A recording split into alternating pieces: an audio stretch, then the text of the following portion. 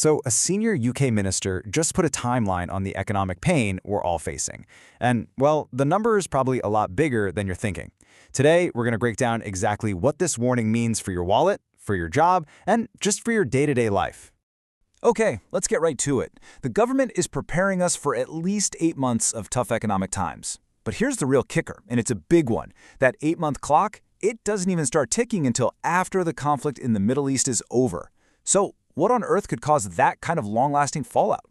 Well, the core of the problem is a massive shock to the global supply chain. You think of a conflict happening thousands of miles away, and it's easy to feel disconnected. But this is sending economic shockwaves right to our doorstep, showing us just how connected everything really is. So, you have to ask, right? Why 8 months? Or even more? It seems like a really, really long time. You'd think things would just bounce back once the fighting stops. But the reason is that the damage to the system, it's deep, and it's going to take a while to heal. It pretty much all boils down to one very important waterway. The Strait of Hormuz is what's called a choke point. It's this narrow channel that a huge amount of global trade has to squeeze through. With it basically closed for business, the flow of goods has slowed to a trickle. It's like a blocked artery in the global economy. And we're not talking about luxury items or things we can do without. No, this is the basics. We're talking about the energy that fuels our cars and heats our homes. We're even talking about CO2, which, believe it or not, is critical for everything from fizzy drinks to keeping food fresh. This hits the very foundation of how we live. Okay, so a blocked shipping lane on the other side of the world, how does that actually affect your weekly budget? This is where that huge global problem becomes very, very personal. It's about to show up on your receipts, on your bills, and definitely at the petrol pump.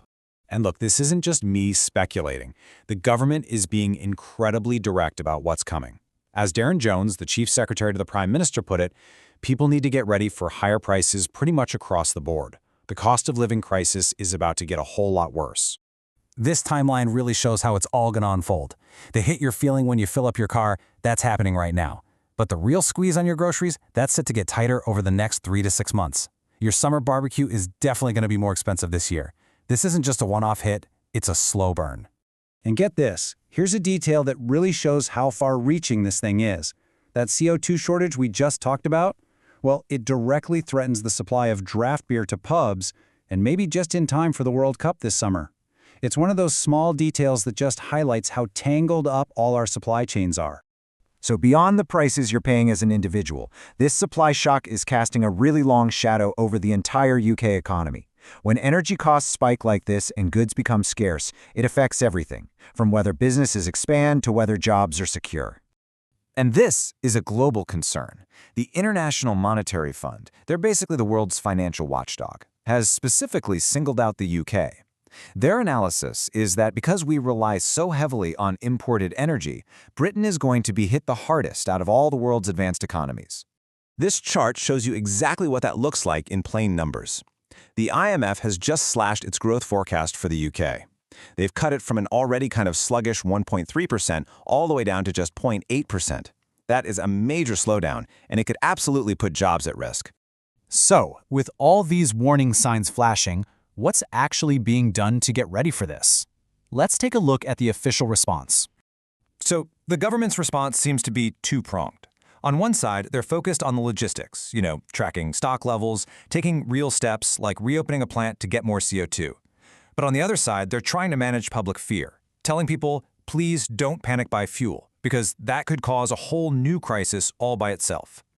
The official message from the government is really clear. As Darren Jones said, while the UK is not directly involved in the war, we just can't escape the consequences. The entire focus is on damage control, preparing for the hits to our economy and our security here at home.